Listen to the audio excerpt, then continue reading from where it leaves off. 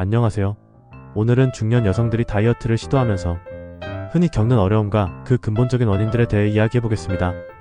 다이어트를 실패하는 이유는 단순히 의지 부족 때문만이 아닙니다. 중년 여성들의 경우 신체적, 환경적, 그리고 심리적 요인들이 복합적으로 작용하기 때문인데요.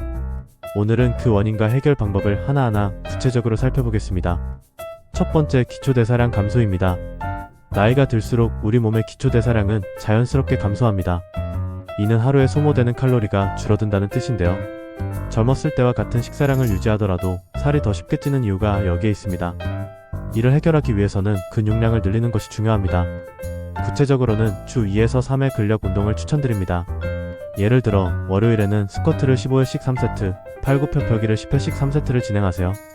수요일에는 덤벨을 활용한 2두근 운동과 3두근 운동을 각각 12회씩 3세트로 진행하고 금요일에는 플랭크를 30초씩 3회 반복하세요.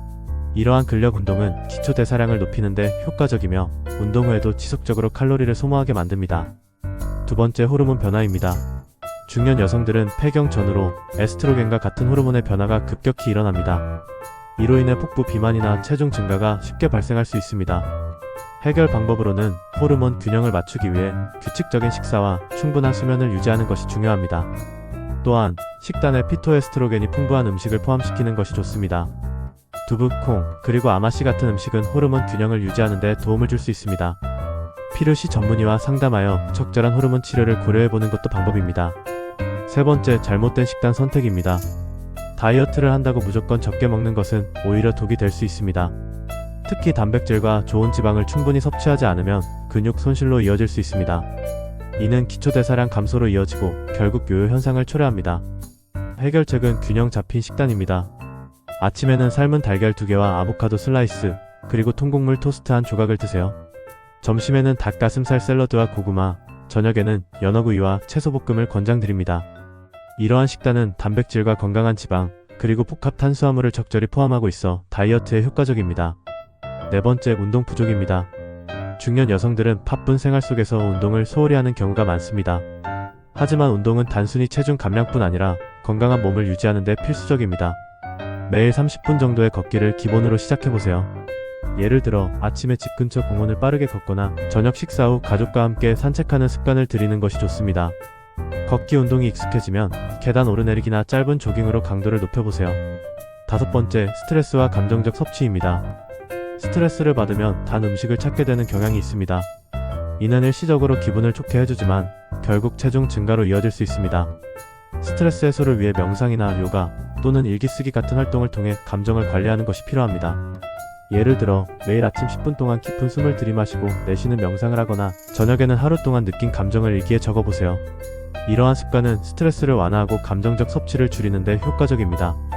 여섯 번째, 수면 부족입니다. 수면이 부족하면 식욕을 조절하는 호르몬에 영향을 미쳐 더 많은 음식을 먹게 됩니다. 특히 늦은 밤에 야식을 섭취하는 습관이 생기기 쉽습니다. 해결 방법은 수면 패턴을 개선하는 것입니다. 매일 밤 10시 11시 사이에 잠자리에 들고 아침에는 같은 시간에 일어나도록 하세요. 자기 전에 따뜻한 차를 마시거나 스트레칭으로 몸을 이완시키는 것도 도움이 됩니다. 침실 환경도 중요합니다. 어두운 커튼을 사용하고 전자기기 사용을 최소화하세요. 일곱 번째, 현실과의 괴리입니다. 20대 때의 체중을 목표로 삼거나 단기간에 큰 변화를 기대하는 것은 다이어트를 어렵게 만듭니다. 현실적인 목표를 설정하는 것이 중요합니다. 예를 들어 한 달에 23kg 정도의 감량을 목표로 하고 주 단위로 목표를 나눠보세요. 주간 목표로는 주 3회 걷기, 저녁 식사에서 탄수화물 줄이기 같은 작은 목표를 설정하면 훨씬 실천하기 쉽습니다. 여덟 번째, 사회적 압박과 비교입니다. 주변 사람들과 자신을 비교하며 자존감을 잃는 경우가 많습니다. 이는 다이어트 동기를 떨어뜨리는 주요 원인 중 하나입니다. 해결책은 자신만의 속도로 자신의 건강과 행복을 중심에 두고 진행하는 것입니다. 다른 사람의 성공 사례는 참고만 하고 나만의 다이어트 일기를 작성해보세요. 매일 달성한 작은 성과를 기록하며 자신감을 키워나가세요. 아홉 번째, 나쁜 다이어트 습관입니다. 극단적인 단식이나 원푸드 다이어트는 장기적으로 건강을 해칠 뿐 아니라 요요 현상을 일으킬 가능성이 높습니다.